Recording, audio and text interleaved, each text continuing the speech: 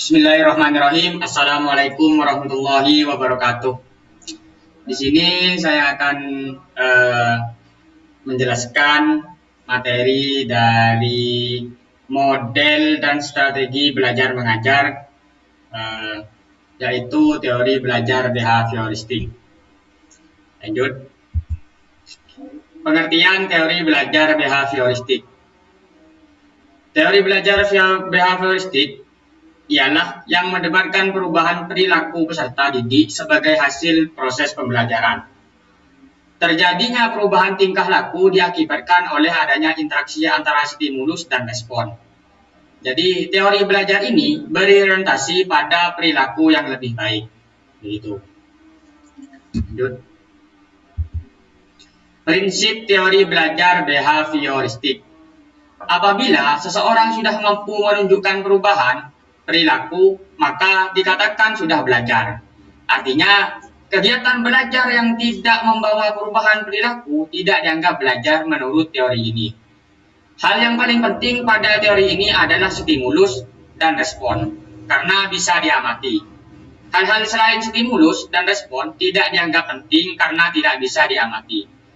Adanya penguatan, yaitu hal-hal yang bisa memperkuat respon. Penguatan bisa berupa penguatan positif dan negatif. Jadi prinsip dari teori belajar behavioristik ini, apabila seseorang itu sudah menunjukkan perubahan setelah belajar, itu sudah dianggap menggunakan teori belajar behavioristik.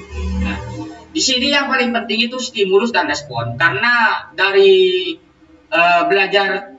teori belajar behavioristik ini yang paling penting itu sesuatu hal yang sudah bisa dilihat atau diamati, begitu, seperti tingkah laku dan lain sebagainya. Lanjut. Ciri-ciri teori belajar behavioristik. Yang pertama itu ada mengutamakan pengaruh lingkungan. Hasil pembelajaran fokus pada terbentuknya perilaku yang diinginkan. Yang kedua, menganggap latihan itu adalah hal yang penting dalam proses pembelajaran.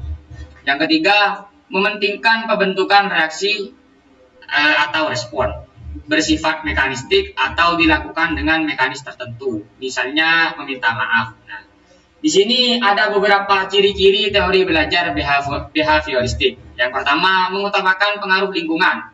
Jadi lingkungan itu, pengaruh terhadap lingkungan itu merupakan hal-hal yang sangat penting. Yang kedua, menganggap latihan itu adalah hal yang penting dalam proses pembelajaran. Jadi ada beberapa pelatihan yang dimana itu juga dianggap penting di dalam belajar behavioristik. Gitu. Yang ketiga, yang sangat dipentingkan itu adalah respon. Gitu. Respon di sini ya bersifat mekanistis atau dilakukan dengan mekanis tertentu, seperti meminta maaf, menolong, dan lain sebagainya. Contoh penerapan teori belajar behavioristik. Teori belajar behavioristik ini adalah teori belajar yang umum digunakan di Indonesia. Hal itu bisa dilihat dari beberapa contoh berikut. Yang pertama, guru menyusun materi atau bahan ajar secara lengkap, mulai materi sederhana sampai kompleks. Selama mengajar, guru lebih banyak memberikan contoh berupa instruksi.